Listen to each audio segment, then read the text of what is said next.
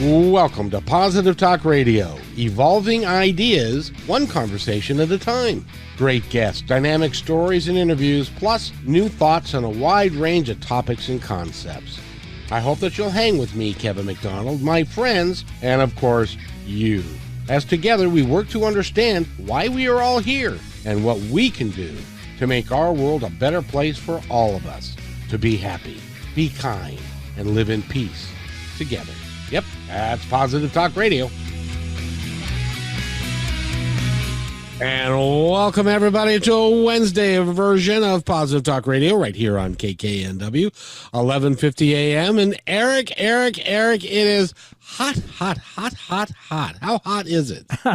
It is a warm day. It's about 88 degrees. And I heard today that we tied our record for 90-degree days in the Seattle area. So, it is a warm summer. I am so happy that there's no such thing as global warming. It really makes me happy that, because, it just is like a normal thing. And it's like floods in Texas and all that it's kind of bizarre. So, Eric, we want to thank you for being here and managing the show for us. I've got more to talk to you about later on in the show, but very cool.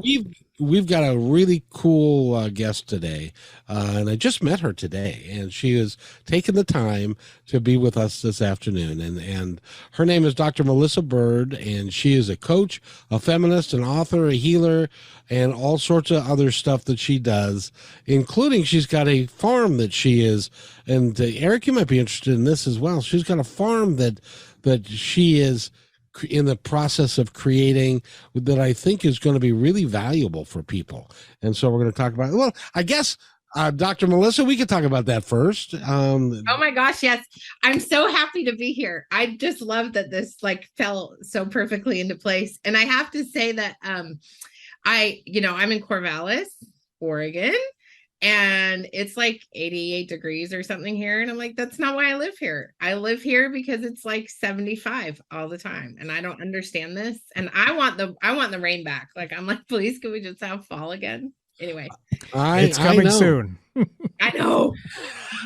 So Eric, I got to ask you, we're in a heat wave. How long are we going to be in this heat wave? Well, just a few more days. It seems like it's getting mellow over the weekend. Yeah. Oh, that's good. So we can go out and play. Yeah, by Monday we're looking at highs in the 70s again. Oh, that's good. Because you see, I have an Irish German background, which means that if I go outside, I don't tan, I burn. You cook like a sausage. I do.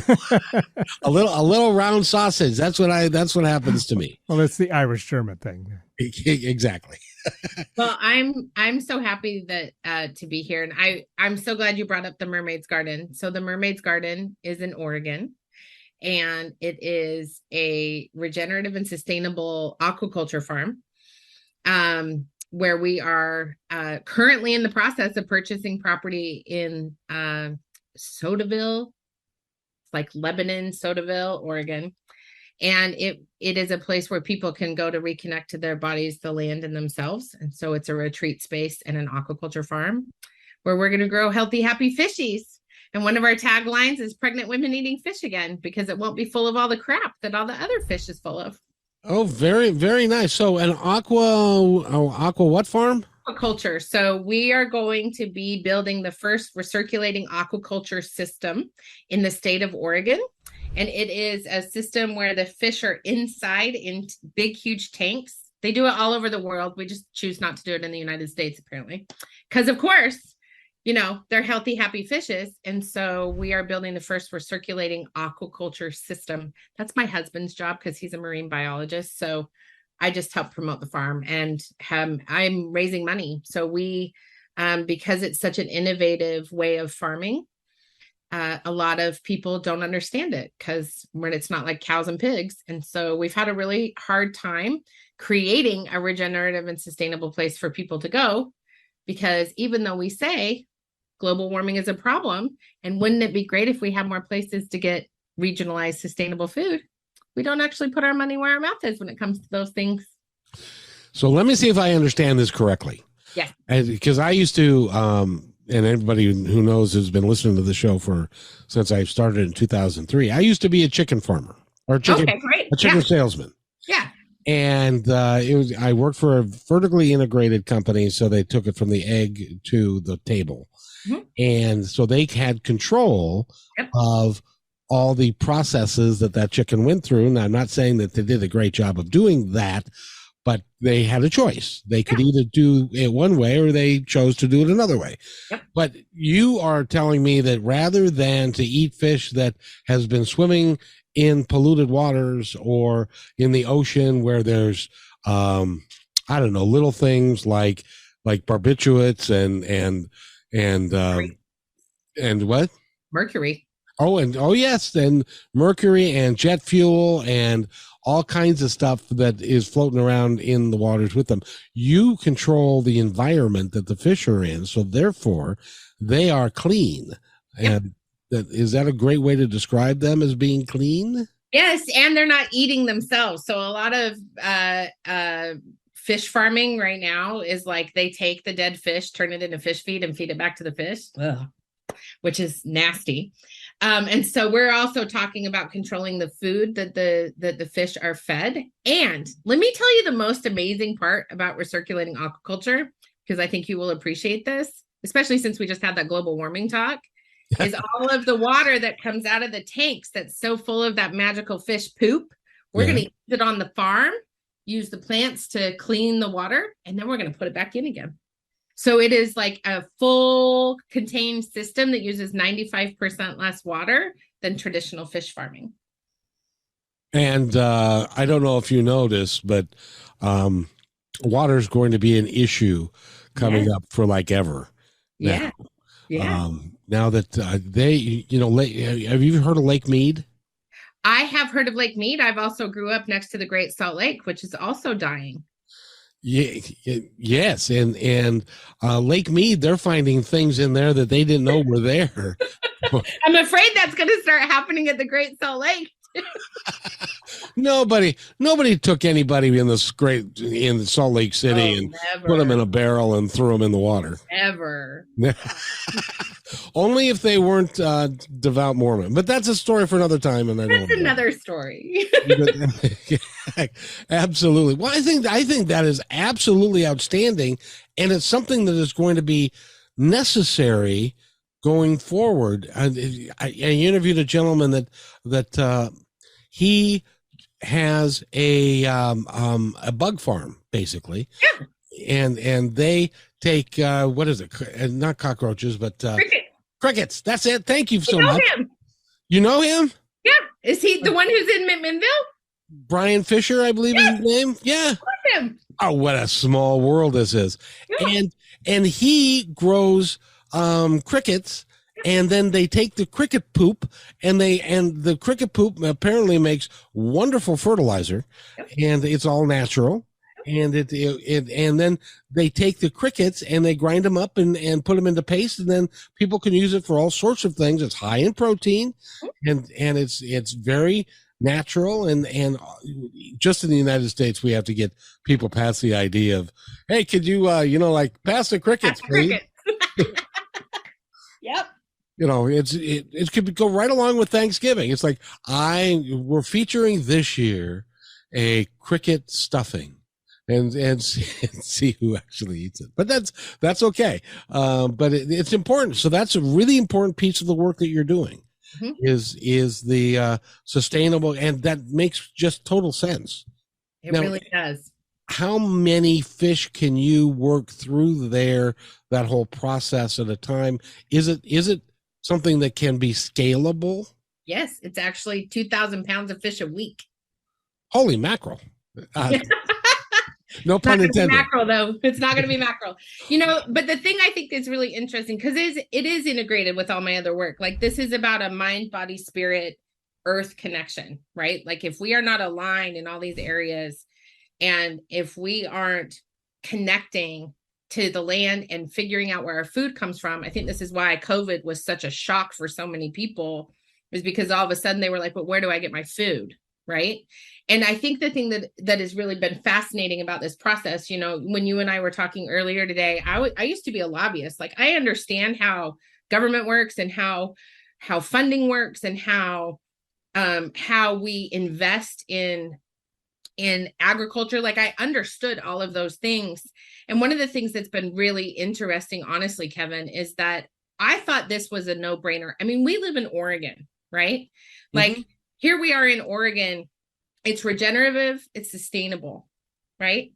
We are a company. My husband is a disabled veteran.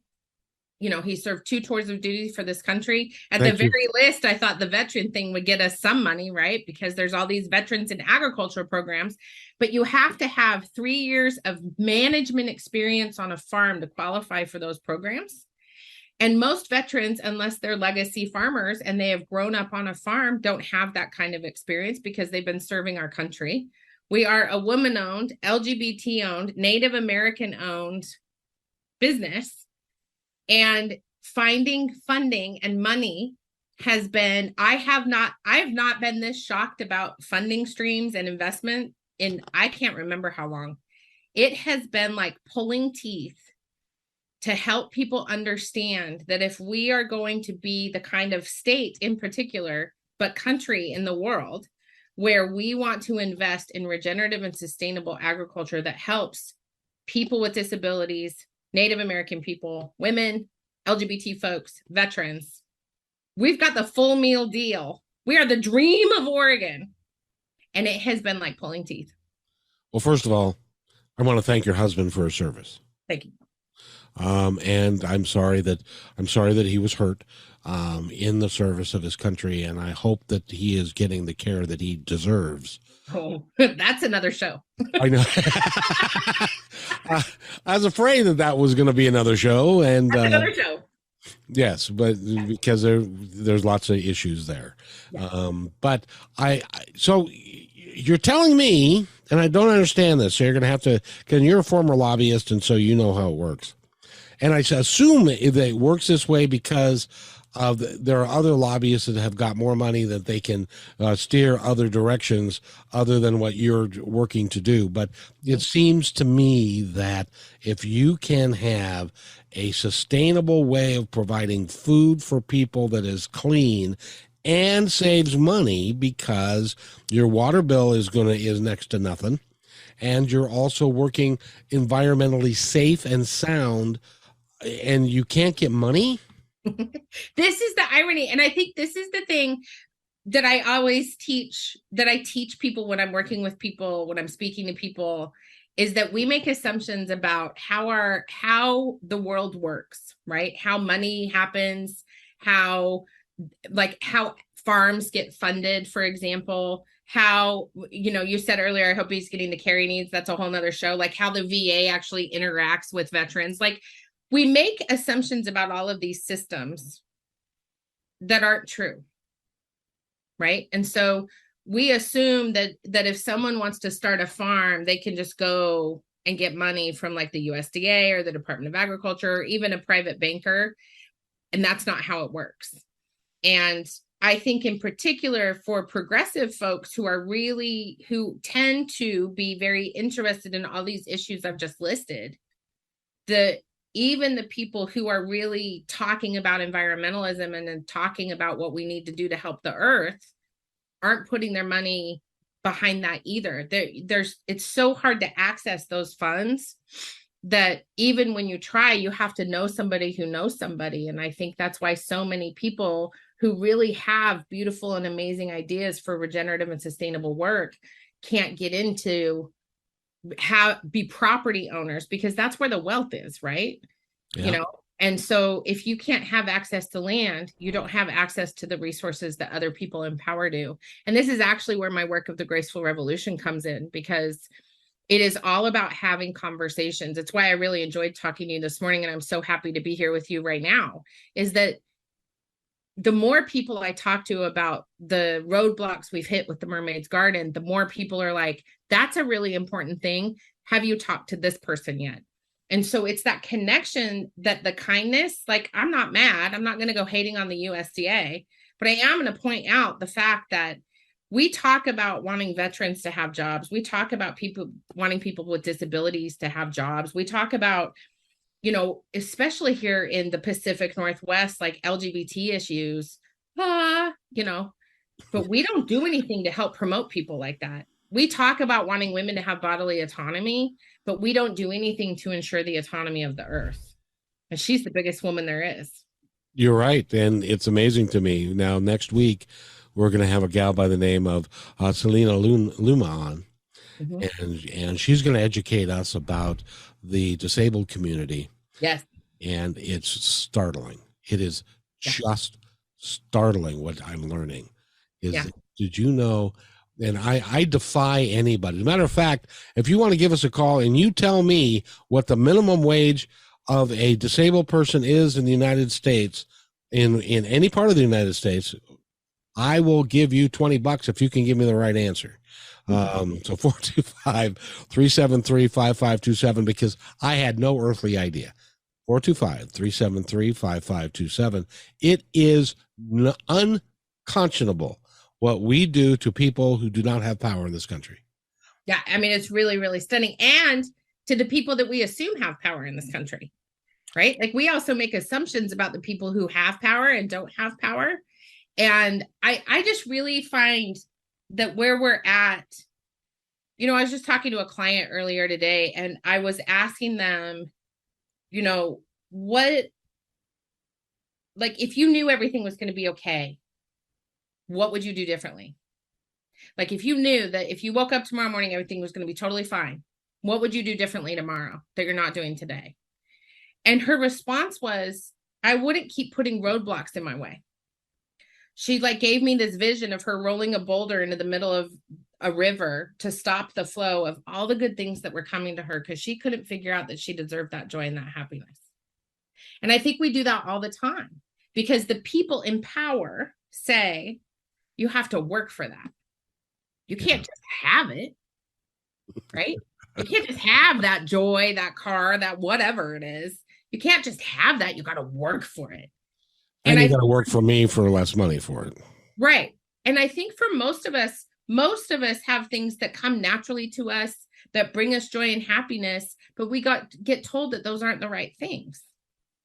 Right? How dare I have this dream, literally, Kevin, it was a dream about a retreat space and an aquaculture farm. I didn't even know what aquaculture was.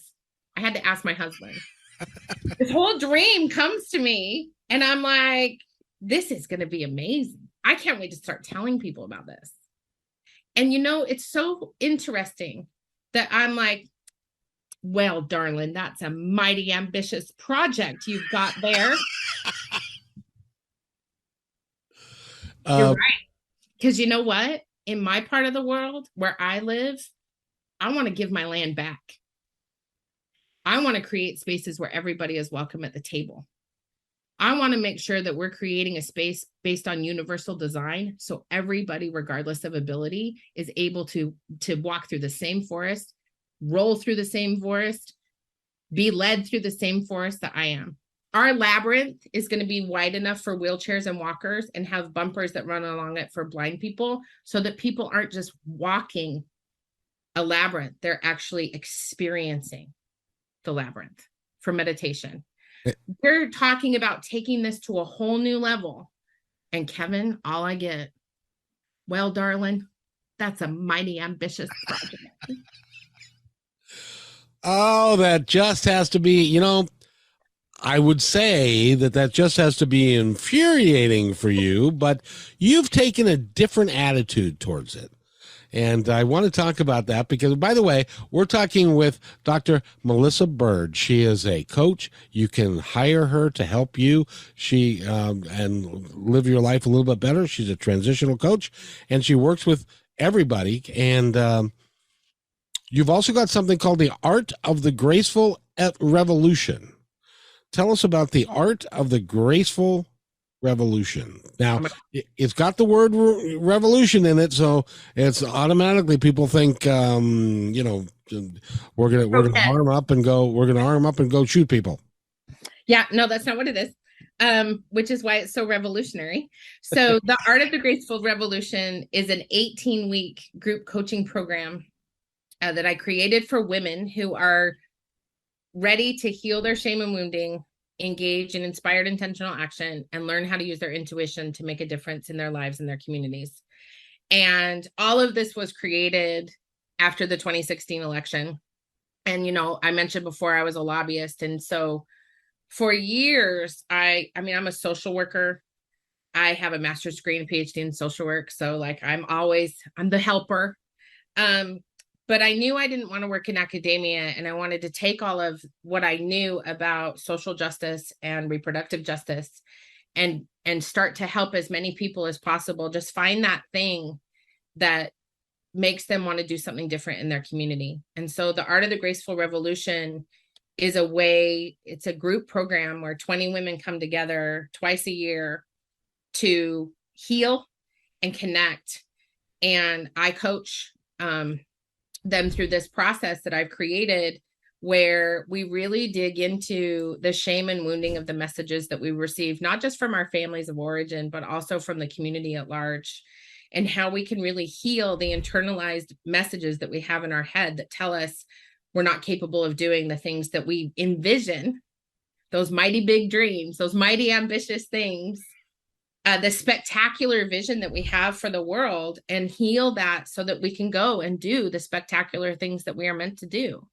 And a lot of that comes from the idea of putting grace and revolution together is mind-boggling for a lot of people, because we have to have grace for ourselves and compassion for ourselves first in order to engage in this work. And the revolution is about dismantling the myths and the misogyny inside of our heads that says, I can't possibly do that. There's no way that I could go forward and create a program. For example, I have a really incredible client who works with veterinarians, who coaches them through their insecurities so that they can work better with people, because veterinarians are great at working with animals. There's a reason they work with animals, but they have a hard time with the owners. Yeah. And so her spectacular vision is, because she's a veterinarian, is to create spaces for veterinarians to be able to connect not just with the animals, but with people. And it's just amazing to me, the caliber of people I get to work with doing this job, who get to engage in revolutionary acts that are not, it's not like they're making the CNN top 20 heroes or whatever that thing is every year, or like they're not getting on Oprah, right? Or whatever. But these are people who are figuring out how, like you say, we can figure out a way to live together in harmony and connect with their neighbors and the other people in their world so that we can make a difference in the world. And that's the revolution. And I think it's a wonderful. I am all in that revolution, because I believe that we need to be kind to one another.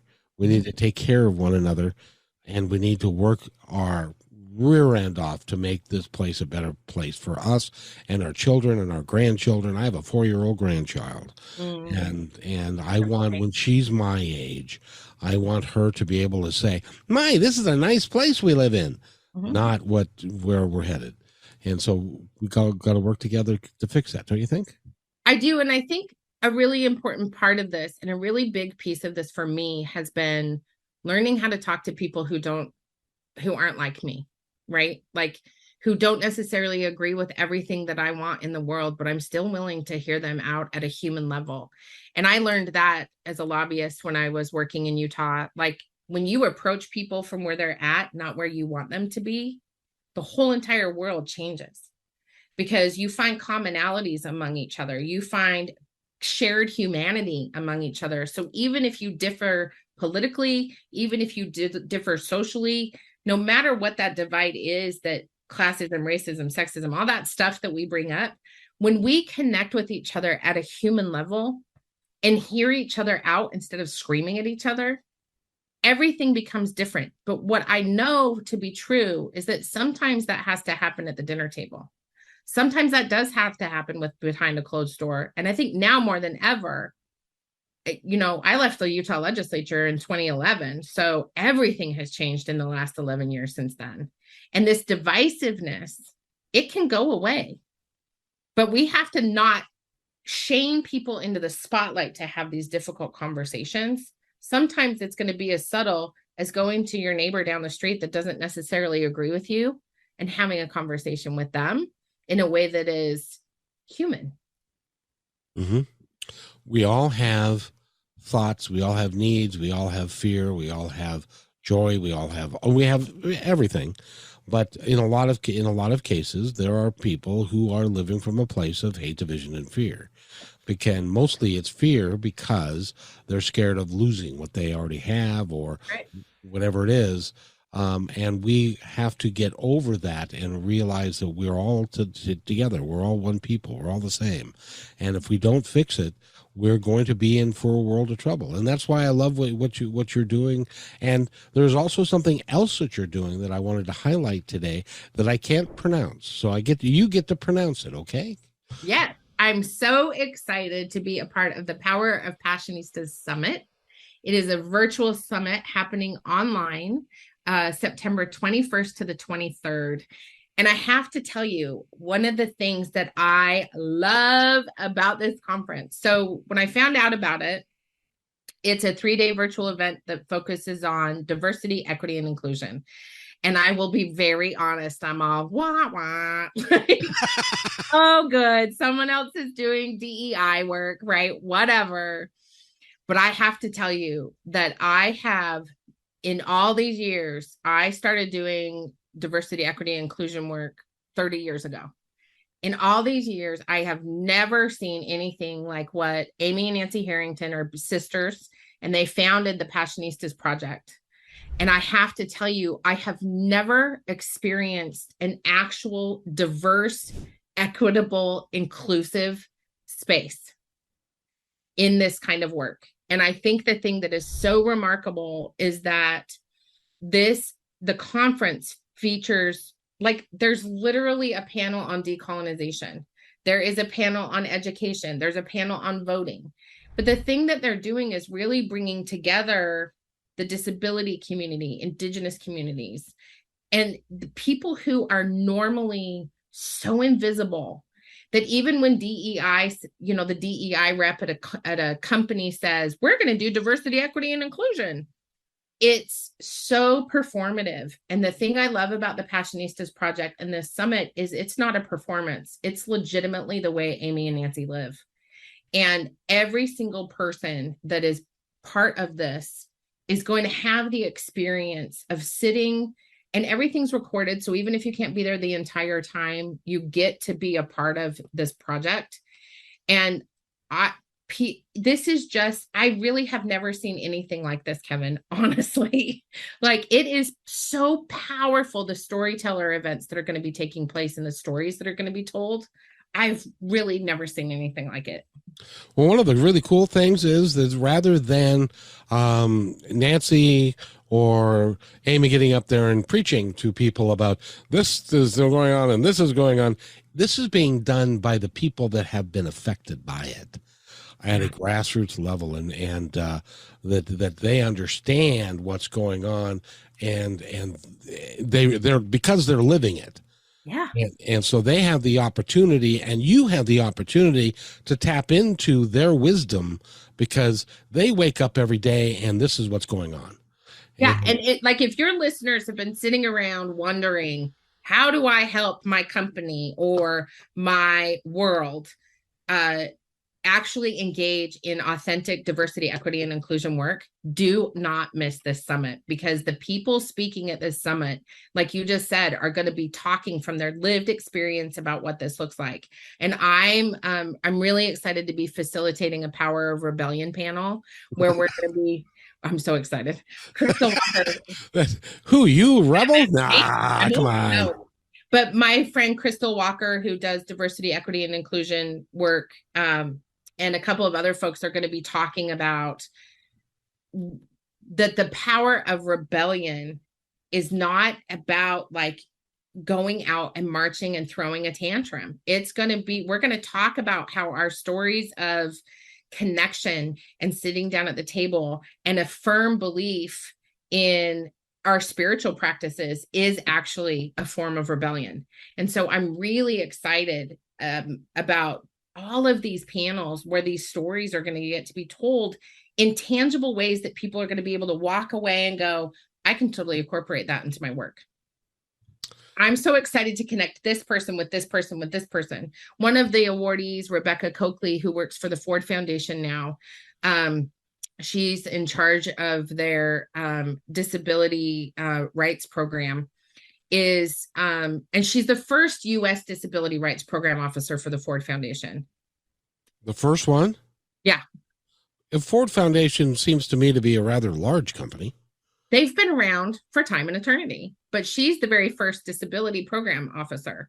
And she received an award from the Passionistas. And her talk, y'all, it's worth the price of admission just to listen to Rebecca Coakley talk about her experience as a disability rights advocate. She's phenomenal. And I mean, I just cannot say enough about this summit. So it's September 21st to the 23rd. Tickets are on sale now at thepassionistasproject.com. It's really easy to Google. It's amazing. Everybody should go. It's incredible. It's open to everyone. So don't just think it's like for people who do diversity, equity, and inclusion work. It's for everyone. And I really think just the stories themselves are going to be amazing. Tickets are super affordable. And there's a student discount rate. So if you're a student and you're listening to this, there's a really great student rate. You are a really good spokesperson for that. Thanks. You did really well. Speaking of which, I posed a question earlier, and the question was, does anybody know what the lowest that some places in this country can pay a disabled person? Nobody responded, so nobody wins my $20. I'm going to keep it myself. Thank you very much. But I'm going to tell you right now that there are places in this country where a disabled person is allowed to make 22 cents an hour. Yeah. 22 cents an hour. I think convicts even make more than that. Yep. And I'm going to add something to that I didn't add earlier because I wanted to blow your mind a little bit more. Okay, thank you. Know that in order to qualify for disability benefits, you had to have worked for a certain amount of time in this country. That's true. So if your disability has kept you from working, you can't qualify for disability. That's what they call a catch-22, I do believe. But you can't get hired if you've got a disability. That's right. Unless you're not allowed to work. For example, if my husband filed for 100% disability through the Veterans Administration, which he actually qualifies for that, he could never have a job again. Because they don't want... Why? Because the VA doesn't want to pay benefits for his disability that's service-connected and have him have a job. Yeah. It's mind-boggling, but and that's why an event like this is so important for people to get educated by, because I'm learning in the course of doing this show, I'm learning some facts and figures that are just mind-numbing. For me, as an example, now you worked in Salt Lake City and you worked for Planned Parenthood. I did. I was the lobbyist for Planned Parenthood of Utah for 6.5 years. And so I'm gonna give you this statistic, and you tell me whether you think that we're on the path of lowering this or raising it. And that is, currently in this country, there are 4.5 million people in the foster care system. Given the course of events that happened this summer, do you think there are going to be more people in the foster care system or less? Well, let me tell you, I used to work in child welfare, so. You've been around, girl. This question from a couple of different places. So I think for sure we're going to end up with more kids in foster care, but I don't think it's just directly related to what happened in the Supreme Court. I think what is happening environmentally. So it's not a coincidence that the Dobbs decision was released, that affects Roe versus Wade and all of those things. By the way, watch out for your contraception. But in the same week, in the same 7-day period, they took away tribal sovereignty for tribes. And they also reversed some pretty profound decisions about the EPA and what the EPA could regulate and what it can't regulate. And so it wasn't just that the Supreme Court made a decision about bodily autonomy for women. it actually is going to, I mean, clearly men are part of that equation, but also they took away the autonomy and the sovereignty of tribes even further. And they took away the sovereignty of the earth, of the planet. And I don't think that's a coincidence. And so I think when you ask the question, how many more kids are going to be in foster care? I don't think it's just going to be because we have a ton of unplanned pregnancies where people don't have access to abortion. I think what's going to happen is we're also going to end up with a whole bunch of climate refugees from our own country. I mean, there's a place in Mississippi right now that doesn't have any water. Look at how long it took for Flint to get fixed. There's a reservation here in Oregon, the Warm Springs Reservation, that hasn't had clean water in like years. So I think this is going to be our kids in foster care. That is also another show, my friend. Our kids in foster care, that system is so broken and so overwhelmed. And part of it is because of the judgment we have about biological parents and their capacity to parent. Because those parents, it's not like we've set up a structure for them to learn how. We don't have a structure in this country to teach people how to break the cycles of poverty and abuse and neglect. We don't have systems in this country to teach people how to break the cycle of addiction. We don't have systems set up where we can. The problem with the foster system is we make assumptions that those parents are problematic instead of the system being problematic. And a lot of it's generational. And so I think that we have to look again, this goes all the way back to the beginning of our conversation. We've got to look at this as a mind, body, spirit, earth connection. And that is what we're missing in this debate about the Supreme Court. I couldn't agree more. And I think you're wonderful, Dr. Melissa. Would you come back and share more? We got more shows to do, you and I. I would love that. I'd be honored. Now, if somebody wants to get a hold of you to work with you, how do they get that done? Ooh, the best way to get a hold of me is through my website at drmelissabird.com. And you can follow me on all the social media at birdgirl, BIRDGIRL 1001 on all the socials. Do you realize that this 40 minutes has gone so fast? It's beautiful, isn't it? It really is. And you are an energetic, wonderful soul. And I want to thank you for the work that you're doing, the work that you will do, and the impact that you're going to have on the people and the planet. I think it's outstanding. Thank you so much. I'm so pleased to have met you. I hope you have a beautiful afternoon. I have to. I hope you do too. And okay. You know, I say that all the time and people don't believe me, but I always do. Yeah. Good.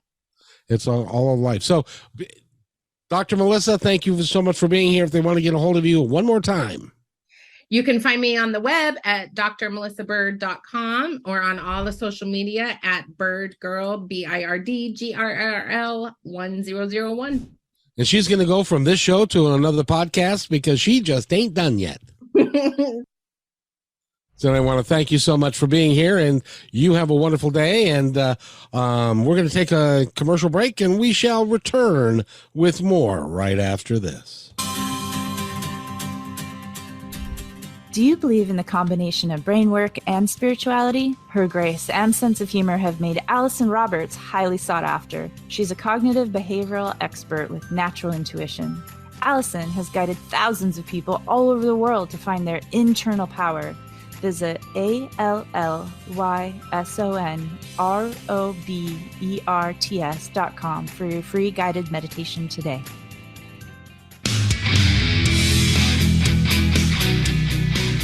My name is Kevin McDonald, and I created Positive Talk Radio on KKNW 1150 AM. And if you like what we're doing here, evolving ideas one conversation at a time, we have so much more to offer you on positivetalkradio.net. Over 160 podcasts and growing. Great positive guests and many thoughts and ideas designed to help you and your family live life just a little bit better.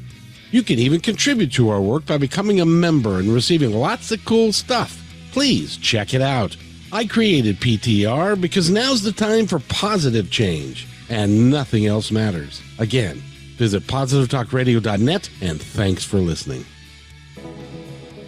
When you want to say more than words communicate, You can with flowers. Your custom boutique floral studio in Bothell, Washington is anaturaldesign.com, connecting you to nature through the language of flowers. Where your people are is where our flowers are beautiful.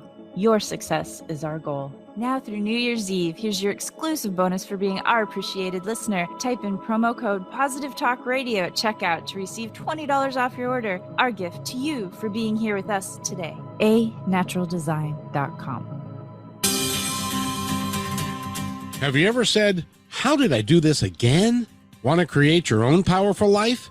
Well, Allison Roberts can help resolve the issues that keep repeating by creating a new outcome. She is one of the top 100 coaches in the world and will help you achieve your dreams. Email her at allison@allisonroberts.com or visit allisonroberts.com and receive a free guided meditation and discover all of her ongoing programs and events.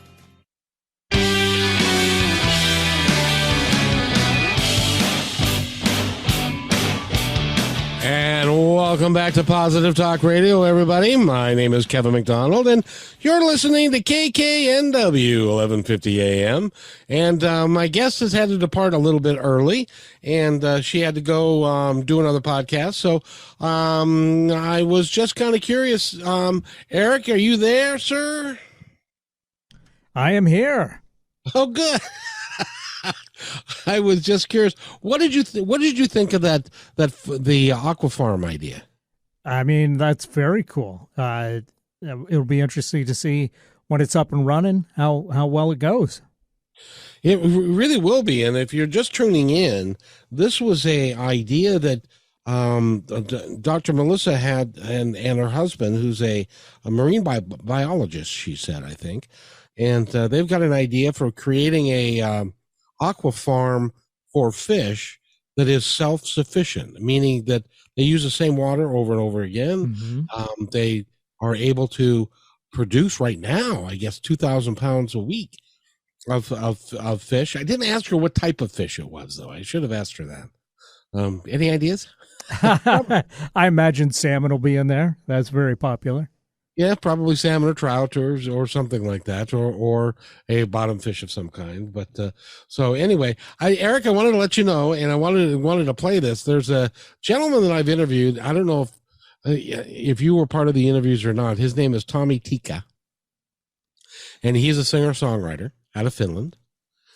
And he's a real good friend of the show, and he has got a program where it's the album that he is on is called Born Free, and I highly suggest that you go and get it. It's the second one of the series, and the Born Free is put together by a producer for the charity Born Free, which is, Eric, do you remember the movie in the 60s called Born Free? Well, that was before my time, but I'm certainly aware of the title, and the song was like a really big song.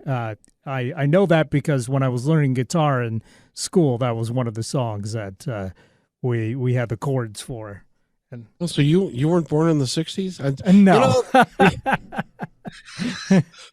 The older I get, the more I realize everybody's just younger than me. Anyway, so this charity is called Born Free, and it was started by the actor and actress that were in the original movie, and their name escapes me right now, but they are working towards building a better a place for the animals to be, and in a more sustainable environment. And so this music publisher went to Tommy Tika and a bunch of other guys, and they put together an album. It's called Born Free. And all the proceeds from that album go to the charity, which I think is a really cool idea. Absolutely. And so you can go to like Spotify and download a song from Born Free, and you will be, and the entire proceeds of the song go to the charity. So I would recommend that you do that. I've checked the charity out. They are real, and they're trying to do the good things in the world. So I would love for you to be able to go do that. Now, there is something else that Tommy Tika did for me that I wanted to let you guys listen to it and tell me what you think. I think this is a song that he created especially for Positive Talk Radio, and we're going to use it as a theme song in various ways and ideas. So I thought that we would go ahead, and since I got nothing else to do, and there's always plenty to talk about, but this is exciting stuff.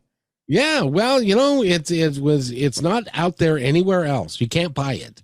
You can't get it. You can't download it anywhere. You can't do it unless you talk to me, baby. You're gonna have to talk to me. But it's a real song. It's a real cool song. So let's play, and then we can talk about it on the other side. Now, this is the one called Fire and Ice, correct? This is the one called Fire and Ice. And actually, the lyrics that you'll hear is about two brothers that are playing pirates in the backyard. And it turns out it was Tommy's kids. And so he kind of wrote the song about that. The one that I'm going to use has been, I get the tune but not the words quite so much, we're changing some of those. But anyway, this is Fire and Ice. Tommy Tika is the singer-songwriter. And here I thought it was because you're a pirate, Kevin. No. A positive pirate. Yarr.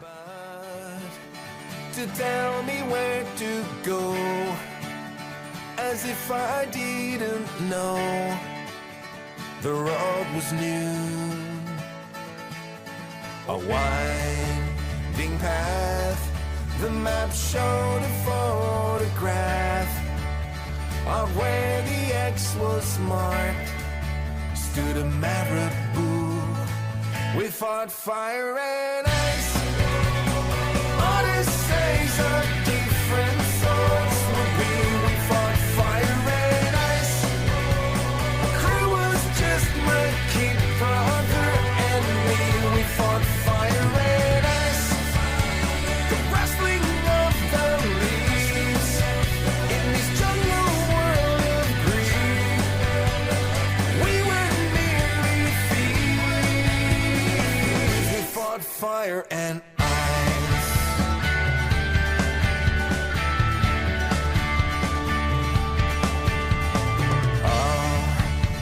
Beds had a precious few, a skeleton or two would freak us out. All we dreamed of gold, stones of emerald green, a treasure unforeseen. When ho would shout, we fought fire and Odysseys of different sorts would be. We fought fire and ice, the crew was just my kid brother and me. We fought fire and ice, we anchored in the bay. I heard them first mate say he was taking charge.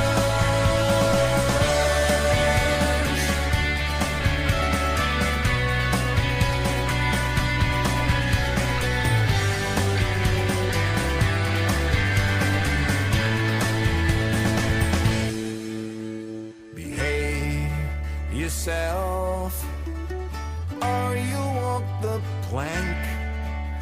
My brother said point blank, you parrot feed. We fought fire and ice, Odysseys of different sorts would be. We fought fire and ice, our crew was just my kid brother and me. We fought fire and ice, where we ran into the root and lost our shovels too. This surprised the crew. We fought fire and ice. That is Tommy Tika. He's from Finland. As a matter of fact, he just recently won the ISSA award for foreign singer. He was originally from the United States, but he lives in Finland now, and so he won the singer award this year. And Eric, what'd you think of the song? I liked it. Very catchy. Now, you are a musician guy of note. Do you still play? I don't know of note. Well, years ago, I know that you played and you wrote some stuff and you recorded some stuff. And are you still doing that? Whether you do it for fun or for profit, it doesn't matter. Yes, definitely still working on music. Putting the finishing touches on our debut record, only 20 years in the making or whatever it's been. But yeah, getting ready to release that hopefully here by the end of the year. Will you let can we have it on the show and play it for you? Sure. I would love to be able to do that, because one of the things that I love to do, in addition to talk to people about, positive issues, but also musicians. I love them and what they're doing. In fact, Pami Tika is going to be here Monday at 9 a.m. He's bringing a couple of other singer-songwriters that are on Born Free, the album. And so it would be great fun if you guys wanted to listen on Monday. It's 9 to 10. Right here on KKNW 1150 AM, and it really is fun to talk to these guys well, Eric, a musician, somebody who's a singer-songwriter, it is amazing.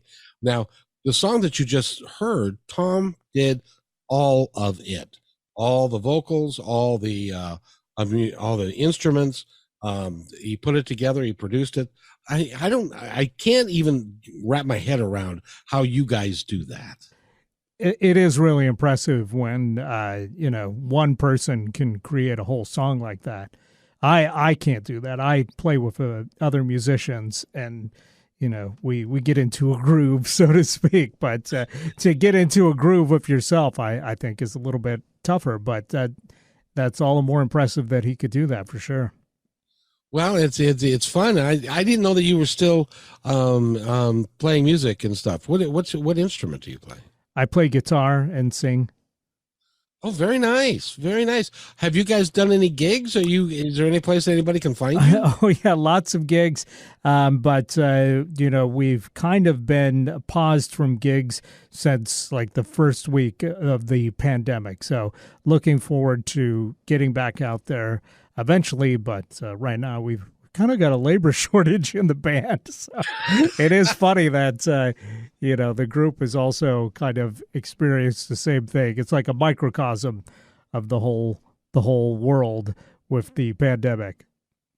I got to ask you, because I've never done it.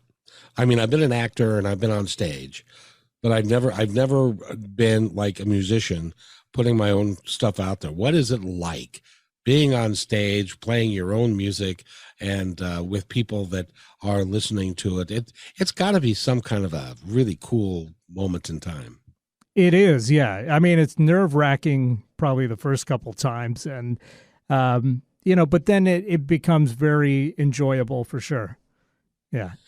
Yeah, which is good. I'm glad you're still doing it and you haven't given up on your dream. That is so important. And you've been doing this since I've known you, which is, and you still look good, unlike some other that have gotten old and gray and stuff. But I think it's just awesome that you're following your passion, and whether or not you sell 1 million albums or not, it really is inconsequential, because you're doing this out of the pure love of putting the music together, right?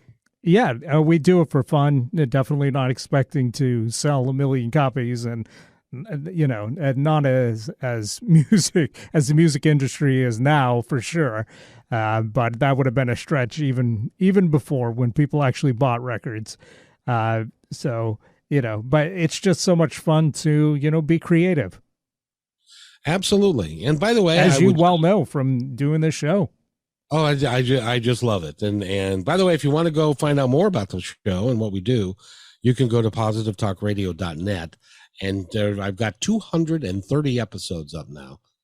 plus some videos, and we're also on Instagram and Facebook, and we're everywhere. We've got lots of stuff going. It's really is a lot of fun, and I want to thank everybody for putting up with me for all these years. It's great fun to be here, and Eric has always done a really good job. The producers at KKNW, I tell you, all three of them that I work with are nothing short of amazing, and I would listen to this station because it's a really cool station that is put on for independent people who want to have something to say, and it provides us with a forum that you can't get anywhere else. You can't get it in corporate radio because they won't let you on. They get to choose and pick and all that. So listen to KKNW. I think it's well worth your time. And Eric, I want to thank you very much for being here, and you have yourself a wonderful day. And remember, everybody, take care of each other because each other's all we got. We'll see you Friday.